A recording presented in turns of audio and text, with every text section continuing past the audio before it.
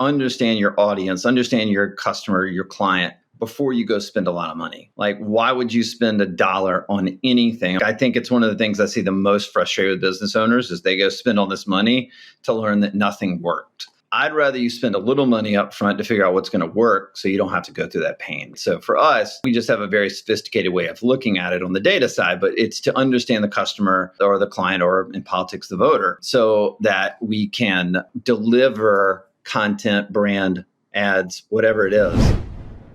Listener, you are in for a treat with Phillip Stutts. And Phillip is one of the largest influencers when it comes to the political marketing space. And he is taking everything that he knows with political marketing. I'm talking about working with some of the big names in politics, the George Bushes, the Donald Trumps of the world. President Obama took a lot of his processes in political marketing and put it into his campaign to win 2 elections. I mean, the guy's responsible for over 1,535 election victories, including 3 U.S. presidential victories because of his digital marketing strategies. He's influenced and been in front of over 40 million people. He's had over 350 national appearances. I mean, you're talking Anderson Cooper, Gary Vaynerchuk, James Altucher, Michael Hyatt, some of the biggest names that he has had interactions with. And we ask him some really great hard-hitting questions around privacy, around artificial intelligence, around how you can use data-driven decision-making in your business. And he even gives an awesome free gift at the end on how you can use some of this data-driven decision-making in your business. So Andrew, what showed up for you during this conversation with Phillip Stutts? Yeah, it was just great to kind of connect with him and also see, the mastermind behind all of these sorts of things and just how you approach data-driven decision-making, how you put a lot of stuff out there, and just when you have all access to all this data, what the power of that can be. And ultimately, it all feeds into kind of what we talk about all the time, which is when you have access to information, you can make better decisions. When you make better decisions, you're going to be set up for success in a lot better way. So without any further ado, let's get down with the show with Mr. Phillip Stutts.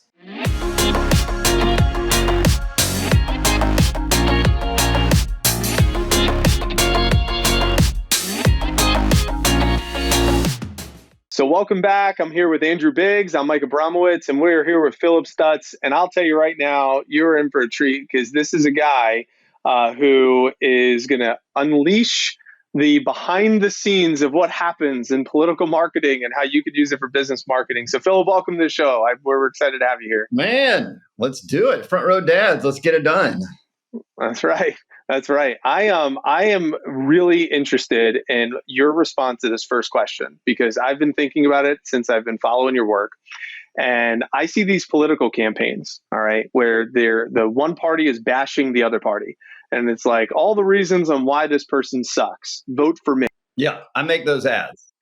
Okay. I want to hear, are we not at a place that like people kind of look beyond and say, it's like not truthful, or like it like gives almost like this person who's saying the bad shit makes them look even worse. Like I know if like I'm insulting another human, it makes me look bad.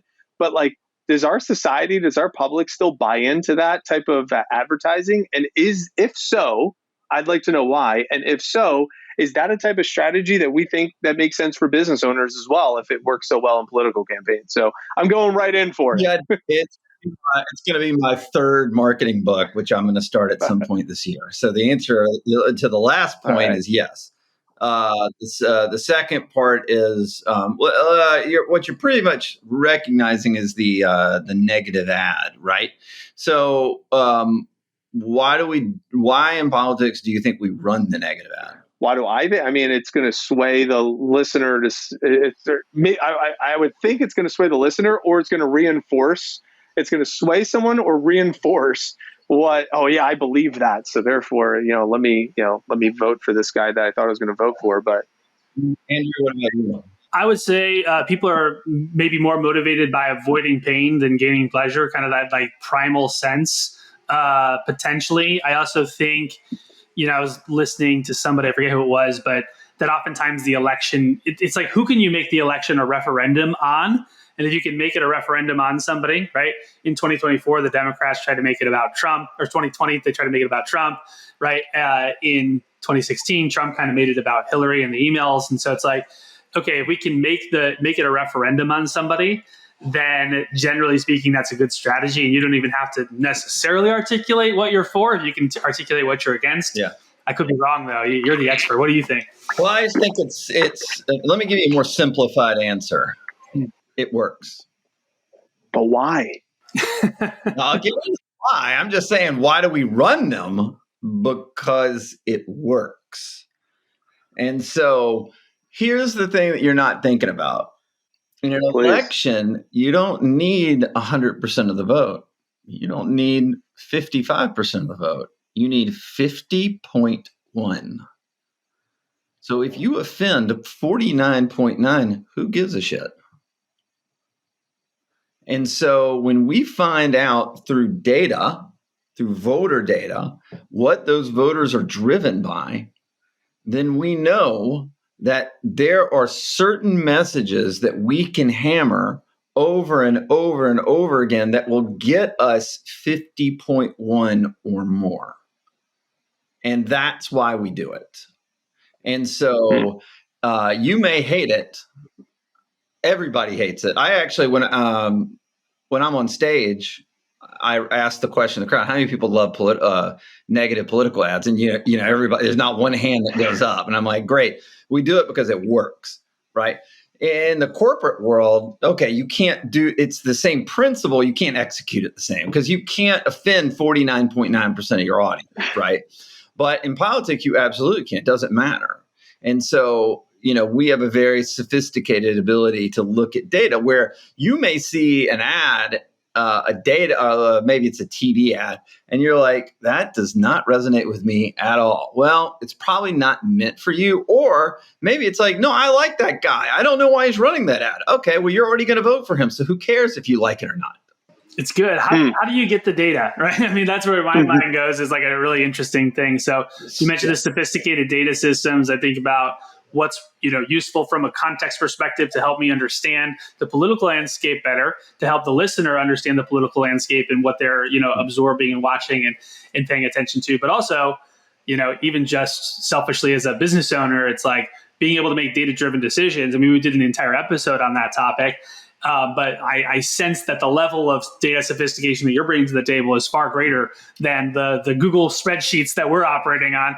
Help us out, man. How do we upgrade our data, and what sort of data are you looking at when you run these ads? Okay, is this a trick question? All of them are. No, just playing. It's like what I talk about 24/7. So I appreciate the question a lot. I have a partnership with the largest data collection, analytics, and AI company in America. And so in the database I work in, whether it's in politics or whether it's in corporate America, and we work with Fortune 200 companies, publicly traded companies, we work with NASCAR, we work with a lot of different companies. We have 240 million American consumers in our database, 550 million connected devices. We're tracking 10 billion online purchasing decisions daily and 1 trillion searches daily. And so we are able to look at any customer base or build out a customer base for a company that maybe doesn't have one, or we can put a pixel on their website and then grab the IP addresses of anybody that comes to visit that website and track their movements online. So it's not what people say, but what they do. And then I can spit out a 75-page report that would blow your mind. I can tell you that the top 3 values of your voters' lives or your customers' lives. I can tell you the social media platforms they're on in a chronological order. So if you're spending all your money on Instagram, and I'm looking at this and saying, let me give you an example on the corporate side. So we worked with a company called All33. They are a Shark Tank company. They sell office chairs. And it's crazy. They got crazy investors like Justin Bieber and Cindy. I saw that one. Yeah, it looks like it's a pretty comfortable chair. I remember seeing I have one. Yep. It's a fantastic chair. It costs about $800 for an office chair, right? And I bought it when it was like they were going to their 2.0 chair, and I bought the 1.0. So they discounted. I think it was like $1,200 actually. And they were just trying to get rid of inventory. And they were already a client, and I was like, no, I'm going to buy your product. But That's not the point. Like Tony Robbins, the backer, like they have this crazy, it's like, who invests in office chair companies? Whatever. But when we went in and looked at their customer list, because they go, hey, we just got all this VC funding. We got to double the company in the next 2 years. And we went in and looked at their funding, or sorry, their customers. We noticed something really interesting. They were spending 85% of their ad dollars on Facebook. And I asked them at the time, why are you spending all that money on Facebook? And they said, well, we hired a Facebook marketing agency. So they told us we had to spend the money on Facebook. And I said, right, but where are your customers going? And they said, Facebook? Like question mark, And I'm like, let's find out. So we went over, I think they had 20, 30,000 customer records. We overlaid that online. We tracked them for over a 30-day period, but we're actually able to go back and grab all their data from the past purchases, all these things, right? We, on average, we have about 10,000 records on about 240 million American consumers on average, 10,000 records. So then we're able to extrapolate when they buy, what they buy, why they buy, kids in the household, not kids in the household, age, married, divorced, single, young, old, whatever, right? We can get all that in. And we found out that the number one social media platform for this office chair company was Pinterest, because women had gone back into the workforce during COVID and they were working from home and they wanted a comfortable office chair. And so that was who was going to their website, but not buying. And then we were able to realize that they all had pinned boards. They were all on Pinterest, all this stuff. This company never spent $1 on Pinterest. Facebook was the number 4 performing social media platform amongst their customers, their website visitors, and their modeled audience, like lookalike audience. Number 4. So they're spending 85% of their budget on the number 4 performing social media platform for their customers. And so why we use data is to bring a sort of Moneyball efficiency to budgets. And, we're in a day and age where if you're going to spend money, you got to have maximum efficiency to get the maximum conversion. That's what, and it's so funny. For years, I've been on stage talking about how I asked this question on stage. Now, this is almost an irrelevant question. I go, how many people out here in their marketing use an AI tool for their marketing? And no hands go up, right? And I'm like, there is not a TV ad that you see on Super Bowl or during any kind of game or whatever is on TV that isn't literally run through an AI machine now. So every ad you're seeing from a major Fortune 200 company right now has AI working through that script. Doesn't mean they write the whole thing. Doesn't mean they don't. It does. Maybe it originates it and then the creatives take a part of it or whatever. And the reason that that's the case is because here's why. This is what's so crazy. We're going on into this data. The AI right now has the ability to aggregate everything that has ever been put on the internet all the way up until about a year ago, from what words people buy from, everything, right? So when we write scripts for our clients, we put it through, we spent a lot of money to have access to this kind of stuff. And we'll put it through and it'll literally say, change these 6 words and you'll get a 7 or 8% higher conversion rate just by changing those words. Now, I have a fiduciary duty to the people that hire us to do that. So that's why we invested in that tool. But I would tell you that 99% of marketers have no idea that that even exists. But now with ChatGPT, everybody knows something's out there, right? So it's going to be growing exponentially. Now it kind of cat's out of the bag. We've been doing it, for 2-3 years now, and we're like, man, I can't believe nobody else is doing this. So how This does a is small insane. business owner leverage that? Like if with this AI, obviously there's, hey, just go work with Phillip Stutts' company, and like, they'll use their sophisticated technology. But if someone's a solopreneur, entrepreneur running a small business, has a small team, we know there's technologies out there. I mean, you could go to Google, what is it?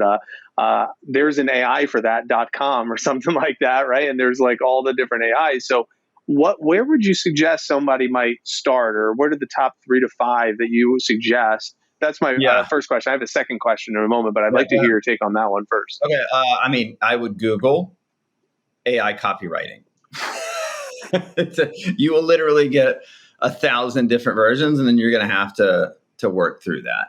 I don't know. I mean, I just know the proprietary AI we work through, which is not available. What about the data tracking ones? Like, are there AIs that collect this data? Not just the copywriting ones, but is there something available to the public to get access to the 10,000 records or something, a version of that, these 10 billion online purchases, or like a version of this?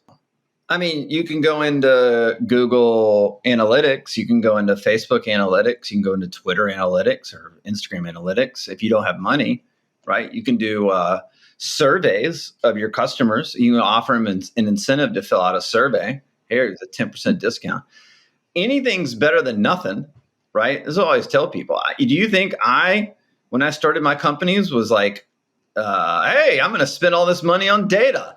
Like, I recommend that now because, God, it probably would have cut down a lot of mistakes early on in my business about the people we were trying to sell to. But the fact is that as entrepreneurs, you got to be resourceful if you don't have the money, right? So there are plenty of very inexpensive AI copywriters. Is it as effective as the kind of stuff we pay a lot of money for? I don't know, maybe.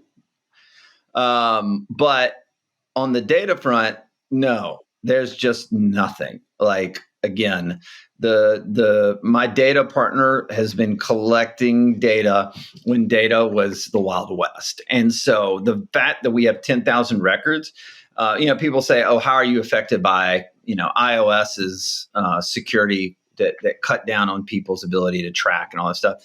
I already had 10,000 data points on everybody. Now, all the streaming services, whether it's Roku or Hulu or YouTube TV, all that we can get their data. So we're all able to grab IP addresses off of that. Google will implement more of a security systematic approach in the next year or two. But still, it's still the Wild West for them right now. And so while Apple has kind of slowed things down, not a lot. I mean, even like Vizio, right? They'll just give us the set-top box because people, not everybody has Apple TV. They just order their apps off of their hard TV, right? On the screen of the hard TV. And so we get all that data from those companies. And then we're putting it in our data, and then we're matching it to the IP addresses we've already collected from previous, 10, 12 years of data. And we can extrapolate a lot out of that. And just I'll kick it to Andrew, but like, if I heard correctly, you spent $500,000 or something like that, $500,000 for like every 2 years to be able to get this. So when you say a lot of money, is that essentially what we're talking about? $500,000? $500,000 every 2 years. Got it. So I just want to make sure that was because when someone hears a lot, that's kind of relative. So I'd like to kick it to Andrew. I know he has a couple thoughts on this, and then I have a curiosity too. Yeah, and I mean, I love all directions here. I love the potential directions we can go. Man, this is super fascinating. And I love what you said about, if you're a listener and you don't have $500,000 sitting in the bank right now, or at least $500,000 to spend on data, then anything's better than nothing, right? What's version 1? People don't have to pay me $500,000. I bought that license agreement, which I'm the only marketing agency in the world to have an exclusive agreement with my data partner. Why I bought that for $500,000 every 2 years is so that then I can offer it at literally 1 to 2% of that cost. So between $5,000 and $15,000, you get what Fortune 200 companies are paying hundreds of thousands of dollars for. to that particular data company. I'm now with the access to that data. I can then do it, interpret it, help you along the way, and do it at a fraction of the cost because I just need enough people to sign up to do it. And not only do I pay it back, I make profit on it. So I just said, ooh, this is an idea. I kind of gambled my entire company on the idea. It just ended up working out because people are obsessed with getting it right and understanding their customer before they go. Sorry, Andrew, I cut you off, but like my thing ultimately is like, how many people build their website before they know what their customer, their client wants? How many people run out and build an ad or sell? One example I give is like, what if you found out, like we all love to tell our founder's story, like, oh, I'm the best at it. I can tell my founder's story all day long. But what if you found out that the people buying from you don't care about 75% of the story you always tell? They really are engaged on about 25% of your story, right? And this could be the same in sales, right, Mike, with like Cutco, like the things that you're focusing on with Cutco, right? Maybe it doesn't really resonate with some, but if you knew, oh, here's the 25% of my story that blows through the roof every time, that's what we're finding in the data. And so then we're able to say, here's how your brand needs to be built, because this is actually what they're looking for. Your story needs to be the 25%, not the 100% you're currently doing. And then you need to optimize that 25% over time to make it even stronger and better and have bigger sales. Okay, sorry. No, I appreciate the clarification too, because that's way more palatable, right? And I guarantee there's people who are listening, Phillip, who's like, okay, 5 to 15 grand, I could definitely see myself making an investment. So maybe that's even something for you to consider as you're on your drive or on the treadmill or wherever it is that you're listening to this right now. But what's the use case of it for you is really what you need to consider. And then, how do you create these sorts of, data channels and inside your organization, whatever that looks like for you? We're in the process right now of like we're a startup, right, Phillip? So it's like, we're building our first dashboard and we're like, getting some APIs in from a few different locations. And we're trying to like paste together this kind of, version 1 that, quite frankly, we're excited about because we're finally going to have some visibility into what's happening. And also, the level of sophistication that you're bringing is really exciting. Isn't that fun when you get to look at the results? You go, "Ooh, that show worked really well." When we went in this direction and a few topics or a few guests, no one downloaded that show. I'll never forget James Altucher. If y'all don't, if you know who James Altucher is. Sure, yeah, I love him. Yeah, he's great. James is a great friend of mine. And he said that when he has celebrities on his podcast, it's the worst downloaded podcast he has. When he has experts that maybe you don't know, those are the most downloaded podcasts. So I'm like, oh my God, that's so interesting. He goes, yeah, because celebrities don't say anything interesting. It's funny. Right. I met James here in Tampa. He was at a comedy show when he was like getting out of New York, and he came. I remember when he went. Yeah. He asked me to come we down. missed each other. Yeah. I went. I hung out with him for a little bit. We had a mutual connection of John Rulin, so I was like, "Hey, John knows you," and so it was. He's great. Awesome content, really nice guy, and very funny. He did a great job. He crushed it. So he was the comedian. He did stand up. That's awesome. What is it with entrepreneurs in comedy? I feel like everyone's trying to be a comedian. Well, hold on. It's even crazier than that, because not only does he have a podcast that gets millions of downloads a month, but he's a crazy investor, crazy entrepreneur, written 19 books, 2 massive bestsellers. And then he decided to be a comedian at like 49. And so this is before the pandemic. So he bought a comedy club in New York, because if he bought the comedy club, he has access to go on whenever he wants. So he literally did a set every single day for 2 straight years at his own comedy club. Wow. That's commitment and a pretty cool goal to aspire to, right? I know, isn't that crazy? That's great. So I'm curious, okay, you're looking at these demographics we also kind of teach psychographics. I think clearly in your, there's got to be some sort of psychographic profile. And I mean, just to be 100% honest too, some of this stuff scares the hell out of me, Phillip. I'm sure you get that sometimes where it's like, man, what does Facebook know about me? I mean, what do these companies know about me? I bet you they probably know me better than I know myself. They can predict my next move better than I can sometimes. But like understanding people's psychographics, people's tendencies, people's, of course, their demographics, their age, their gender, their income status, their marital status, these sorts of things is useful. But do you also look at psychographics and kind of understand, what are their pain points? What are their big desires? What are their big fears? How does that play into all of these sorts of things? This is how we look at sort of values. But what we also can learn is, are they seeking status, significance? Are they seeking certainty? During the pandemic, a lot of our ads for the companies we worked with moved towards security. We'll keep you safe. We'll do all this stuff because that's what we saw sort of in the psychological profiles of the customer base. Yeah, super, super interesting. And I wonder, it's just, if you're a listener, again, thinking about, what is your customer looking for, right? And all these sorts of things. Are they looking for security? Are they looking for status?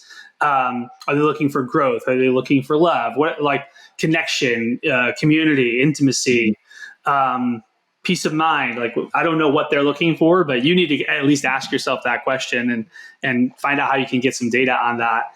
I don't know, Mike, what's coming up for you? is I heard, from the presidential campaigns that you've run, and usually coming back to that just a little bit, you ran 164 different ads for Donald Trump, or there was and there was a different color, right? Or a different image, or placed in a different way.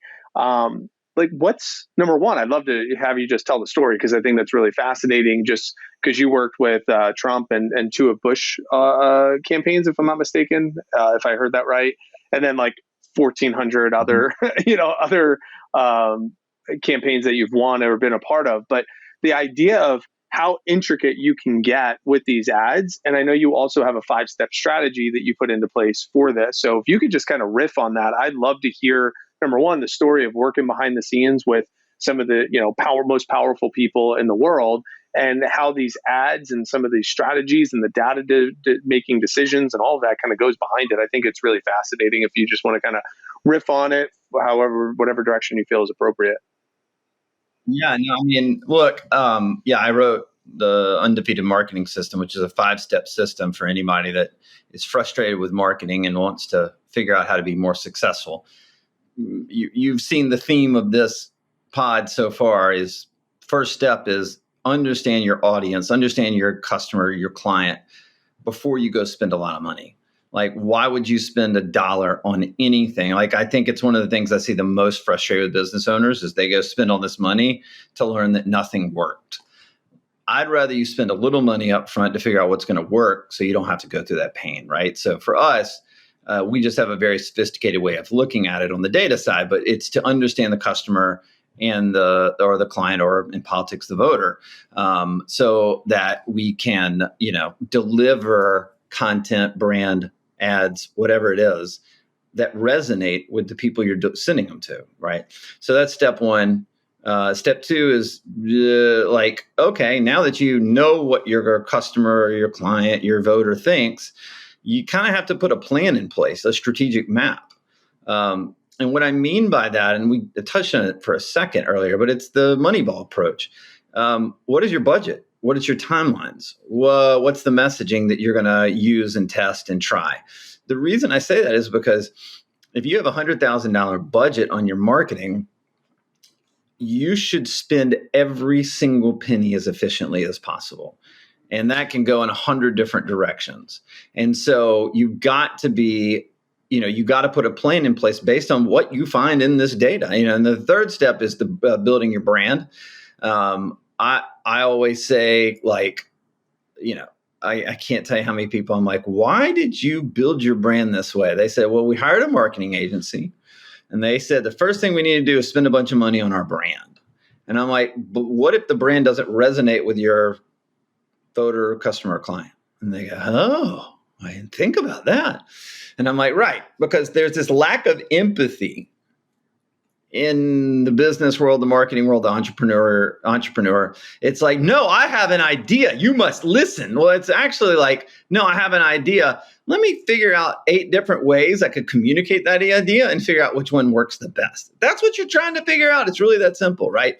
So like in politics, if we find out, I always say, like, if I sit down with someone that's going to run for the governor of Arkansas, and I go, what do you want to run on? And that candidate says, I want to run on 27 different policy ideas. And I go, oh God, oh Lord, no one wants to hear your 27 ideas. They've got kids and soccer practices and football practices and dance, and no one's paying attention to that.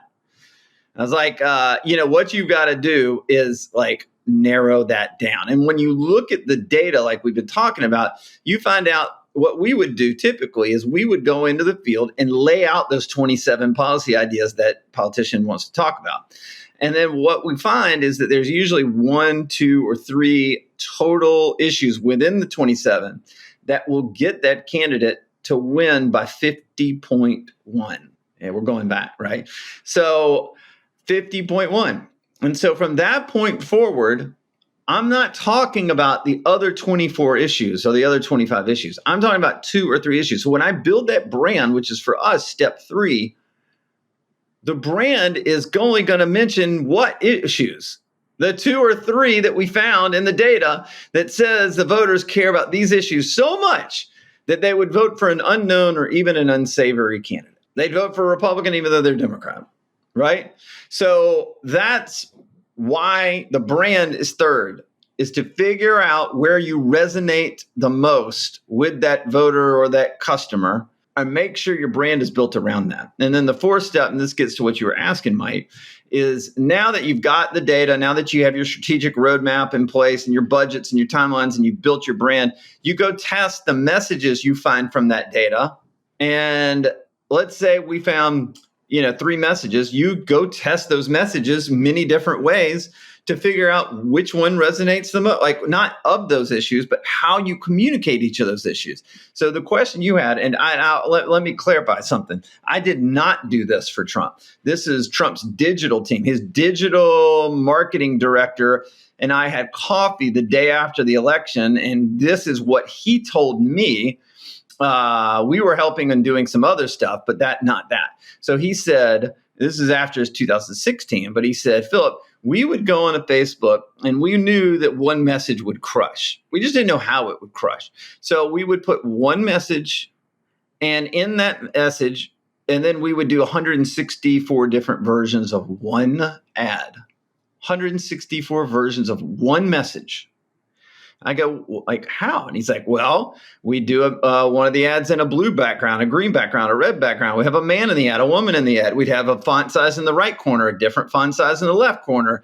They did 164 versions of one ad. And he said, inevitably, 8 or 9 of the tests would blow through the roof. And even at a presidential level, billion-dollar campaign, they had no explanation as to why the green background with the African-American kid with the Times Roman font worked for this particular message. They didn't know. They had no idea. Completely clueless.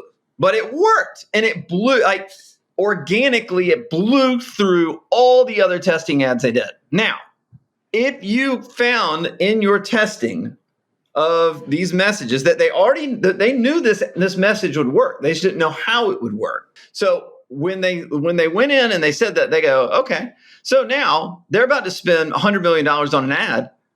Are they about to spend $100 million on an ad and have no idea what to expect?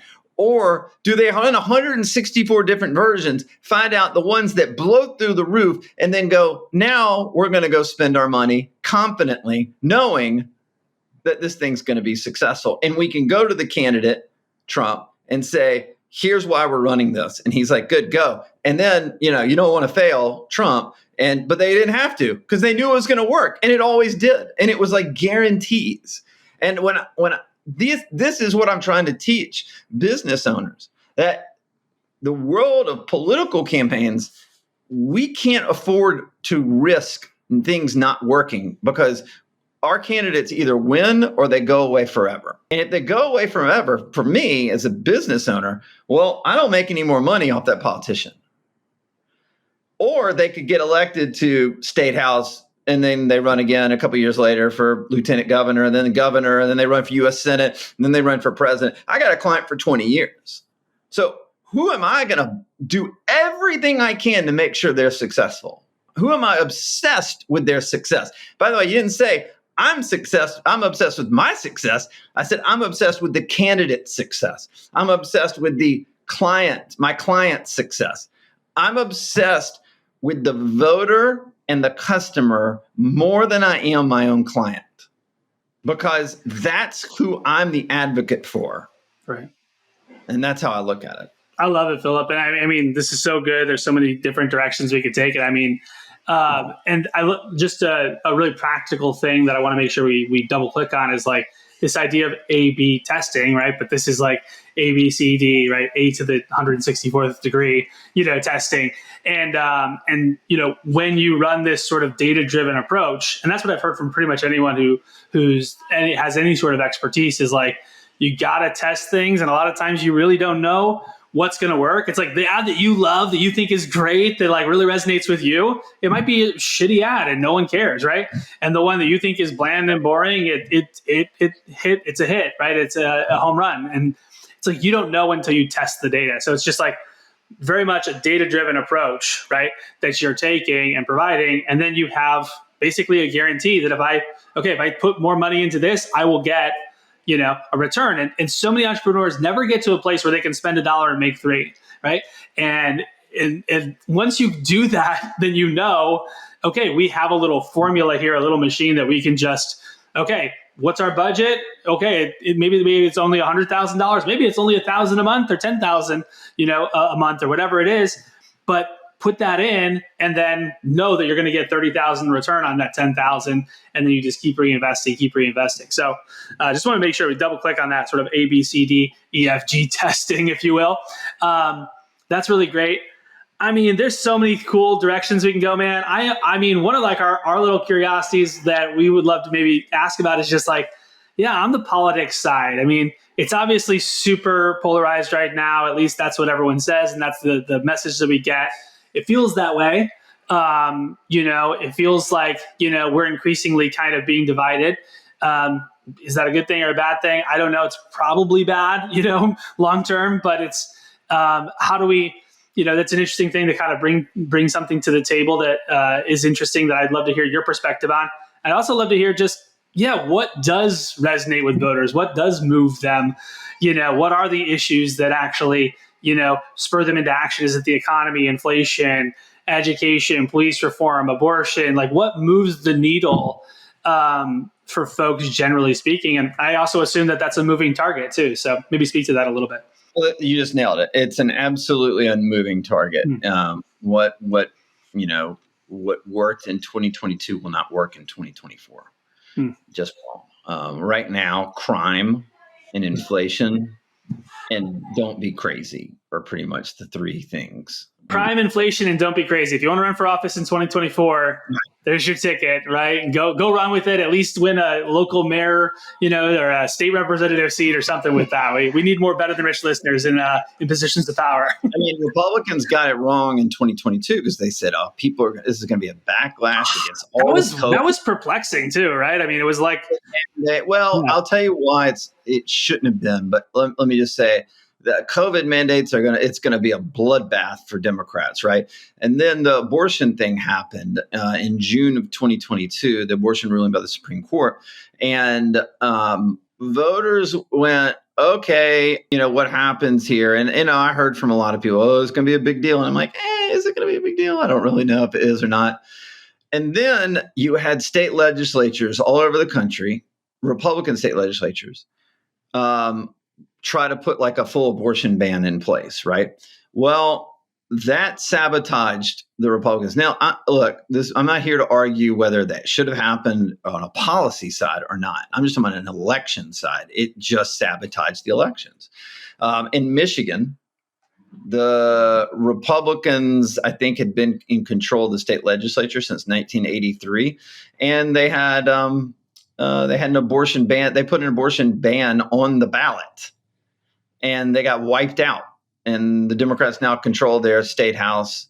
The governor won in a landslide.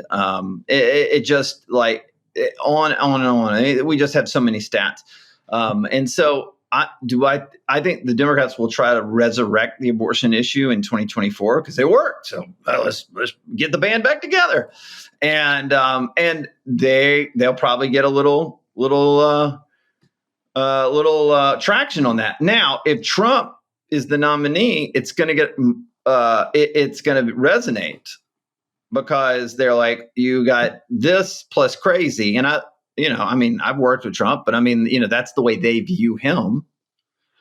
And then that's going to be like, okay, maybe this isn't us. But if it's like this abortion thing still lingering out there, but you have, a more, inline Republican running, it won't have a big effect, right? Does inflation still blow through?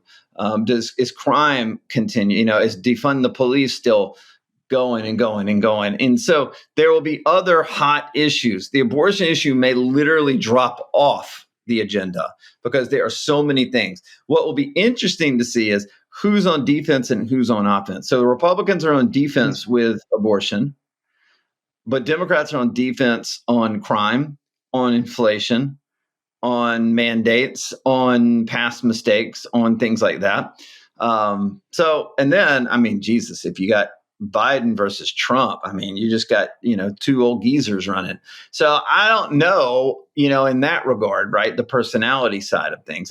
Look, you said this, I don't know if it was you, Mike, or Andrew, but Biden's whole plan when he saw the data was just get out of the way and let Trump try to, if he's not engaging Trump, then Trump is just out there being chaotic without having anybody to fight.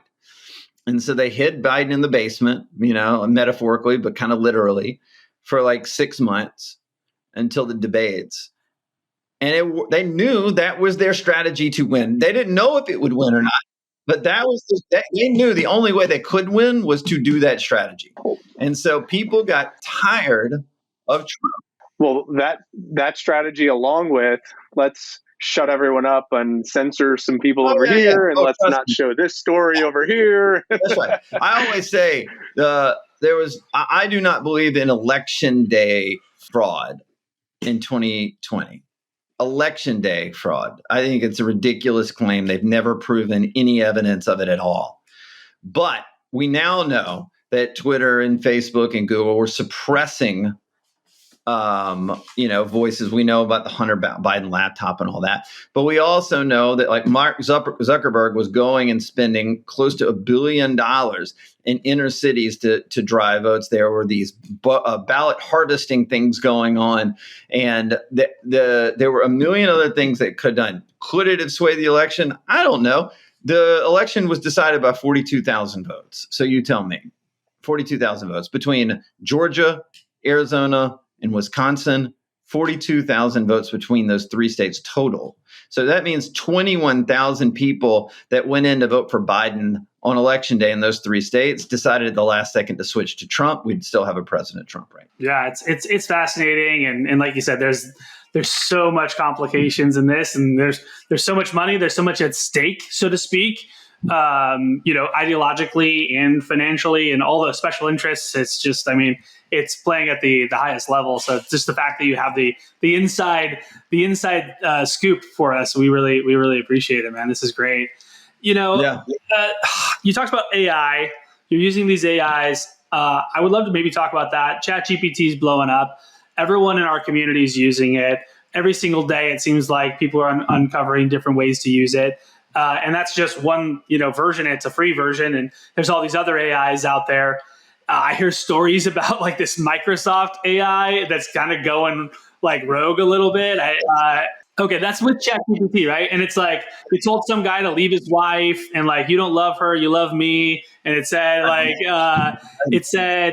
don't want to, don't let Microsoft turn me off, and all these different things. And it was like playing as if it's like sentient.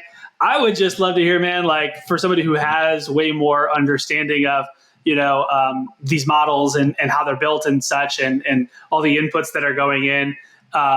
Do you have concerns about artificial intelligence long term being a liability? And then I guess, just in general, talk a little bit about what you see that side of things happening, because in some ways it's kind of since the internet is kind of the newest thing, in the last 20 years. This goes, man, this is not just a difference. A slight difference, a slight modification. My computer's a little faster. This app's a little better. This is a different thing in kind entirely, in my opinion, and it's really interesting at the very least. What are your thoughts on it? I don't know. I would tell you, I don't know if social media is a constructive part of society. I think it serves some I think it's constructive in some ways, and I think it's vastly the destruction of our society too. I had this guy, Joey Odom, on my podcast the other day, and he made this comment, and man, it made me like my jaw hit the ground. He said, kids growing up today are the first generation of people that will have consumed more of other people's memories than of their own. That is scary as hell. And when we talk about AI and where it's going, short term, it's awesome. It's so cool from a marketing perspective and how we can use it for good. Eventually, there's this great saying. It's like everything starts as a movement, then it becomes a business, then it becomes a racket. Social media movement. Political movements were around it. Freedom movements were around it. Then they're like, hey, how do we monetize this? And now it's how do we suppress this? It's total racket, right? How do we control? What do we do? How do we, manipulate people? All that stuff, right? That's where AI will go. Starting as a movement right now. It's about to be a business. And then it's going to become a racket. And racket with AI could be a lot scarier than social media. Well, I've been patiently waiting on the sidelines to jump in here. I just was so interested in the conversation and the exchange. I'm like, just keep it going on this privacy sector and political stuff. But here's my curiosity. I was just kind of coming back full circle.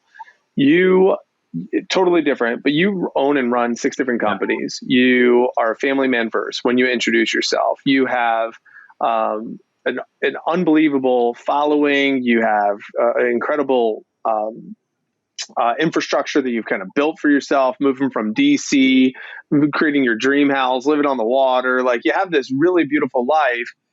And something that was resonating with me is your product, the data product, is designed to, how can I say it? Like, I want to just kind of say it in to speak the unspoken. It's like manipulating people in a certain way. And I think it's really important for you to say what I believe is the truth, which is it's manipulating people in a way to serve them at the highest level. And I don't know, like, people, like, without getting so conspiracy theory on it, but like, I don't think the government is the answer for a lot of people's problems. I think it's people like you and people like us and listeners of the show that run businesses that can actually solve people's problems. So this whole conversation about political parties and stuff, it's fascinating, but that's not, regardless of who's in office, you're still going to have to make decisions and run your household and run your businesses. And all this data that you're using is to quote unquote manipulate, but it's also to be a force for good, because regardless of whoever's in office, you're still responsible for your own life. And I love in your book, the esophagus story of, doctors giving you all these surgeries and procedures and trying to, fix this. And then you kind of say, I'm going to just kind of take the ball in my own court and figure it out. And you were able to figure it out by taking responsibility of your own life. So I would just like to kind of overarching tie a bow on like what the so what of this for everybody listening is, it's still in our control, and we're using this data as a force for good. And it's kind of my curiosity just to hear from you on anybody that might be listening and being like, shit, great, they have all these pieces of data on me and they're going to fucking influence me to go in these different directions so I could vote for this person, or like, what is the real so what of this for you, and maybe any inspiration for my little rant there? Yeah, I mean, my thing is, I think marketers ruin everything. I think it's a quote from Gary Vaynerchuk. And I believe that if I can find out things about customers for business owners, and then that business owner can be more empathetic in the way they talk to them, that they think of the needs of the customer before they think of their own needs, that they're not ramming something down someone's throat, that they're like, hold on, they care about these things. Why don't we make sure they know that our product serves those things? Because we haven't talked about that before. I think we lack empathy in this world today because of social media and so many other things. Bad parents. And that's what I want to deliver and what I'm trying to do. I appreciate that, Phillip. Well, we always ask 3 questions leaving each episode, and I really enjoyed this conversation. And the first question we ask every guest is, what do you think the world needs most today? Less social media influencers. Awesome. Do you care to comment on that or what? I mean, if you saw less people with their shirts off, holding a phone, walking down the street, telling you what to do, wouldn't that be better? Probably, yeah. Yeah. So if you're listening and you're a social media influencer, consider a new line of work. I'll reach out to them. Right. What 1 to 3 books do you think everyone should check out? Obviously, besides your own. Yeah. Mickey Singer's Untethered Soul is the only book I've ever read twice in my entire life. And anything by Steve Rinella. Steve Rinella is a hunting, he's this hunting guy. He's written multiple New York Times bestsellers, one called Meat Eater, one called The American Buffalo. He's written a ton of other game books. And as someone who's become obsessed with hunting, everything I read of his is just incredible. And it's because he's the best storyteller I've ever read in my life. Nice. That's a new one. So appreciate that. Our third question is what does it mean to you to be better than rich? I mean, I know this is what you ask every time, but I guess the question is like, what's more important than being rich? Your interpretation. Yeah. I feel like being authentic to who you are, regardless of what money is in your life, brings ultimate happiness. Now, trust me, if you can add money into that, it makes it a lot better. But I don't really care as long as I can be. I know I'm going to make a lot more money if I'm more authentic than if I'm sitting there trying to be some fake influencer that knows a lot about marketing. So this is kind of like how I view things, and I haven't always been authentic. So it's something, as a front row dad, it's been a big help in getting me to where, who I am and showing up as the man I want to show up as a father, as a husband, and as a business owner. Well, I definitely align, and I could speak on Andrew's behalf on that one too. And that's why we're in Front Row Dads. That's why we love that community. We've had many of them on the show: Grant Baldwin, Justin Donald, Ben Bukolski, John Vroman, the founder. I mean, we've had a ton of these guys on the show, and Dr. Kelly Flanagan. I mean, tons of great people that you can revisit. Mike McCarthy. Another one. Kelly's my therapist. I mean, my God. So Mike McCarthy. I mean, tons of great guys that we've interviewed, and it's just such a great breeding ground of awesome, family men with businesses versus businessmen with family. So, Phillip, really thank you for being here. I know your book, Undefeated Marketing System, is. I went to go to Barnes and Noble to pick it up because my one I ordered on Amazon won't get here until Saturday, and it was not available in the local Carrollwood Barnes and Noble here. But it's sold out, man. It's sold out. So I also know if they want to go pick up the book, where could they go? But the free data insights and analysis that's on your website, I go ahead and subscribe for this as well. Can you just speak to that and like where people can learn more about that free resource? Yeah, my team will have a call and kind of talk about if you're interested in learning what would our data look like with your business. You don't have to buy anything. They definitely are going to be like, hey, this is what it looks like. This is what it would cost. But you don't have to pull the trigger. But it kind of walks you through how we look at all the data, what we have available, what we have in your industry. It'll be pretty insightful. That's phillipstutts.com/insights. It's a free assessment. It takes like 3 minutes to fill out, literally like 3 minutes. And then my team will set up a call with you. It's a great resource. Phillip, thank you so much for your time. Andrew, thank you for your time and insightful questions. Listener, thank you for your time and being here. And if this episode helped you, it's your turn. Pay it forward. Share with others. Subscribe on YouTube. Leave a rating and review. And remember, as always, leave today better than you found it. Till next time, we'll see you then. Take care. What's up, guys? Biggs here. I hope you enjoyed that clip. If you did, go ahead and check out the other video that's being recommended on the screen right now. You can also subscribe to our channel. And then if you really are interested in what we do, go to automatedelegatesystemize.com to learn more about what we're up to. Thanks again.